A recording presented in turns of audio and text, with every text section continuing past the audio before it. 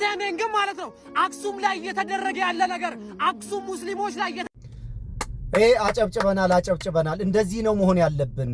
በተደጋጋሚ ጊዜ ጥሪ አድርጌያለሁኝ። እኔ እንግዲህ ምክሬና ጥሬ ፍሬ እያሳየ ነው ማለት ነው። ሁሉም ክርስቲያኖች፣ ሁሉም ደግሞ የሌላ ፕሮቴስታንት ሃይማኖት ተከታዮችም ቢሆን በትግራይ ክልል አክሱም ከተማ ላይ እየተደረገ ያለውን ኢሰባዊ ድርጊት፣ አስነዋሪ ምግባር እንደዚህ ልጅ በሞራል በኃይል መቃወም አለባችሁ። ክፍተት መፍጠር የለባችሁ። ብታውቁ የዛ ሀገር የአክሱም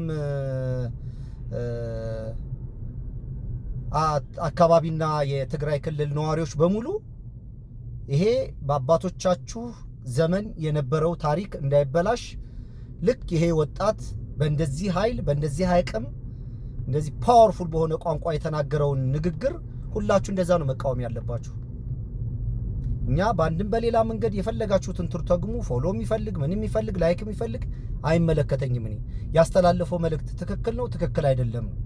ስለዚህ ስላደረክልን ነገር እናመሰግናለን።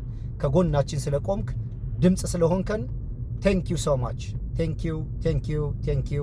ዩ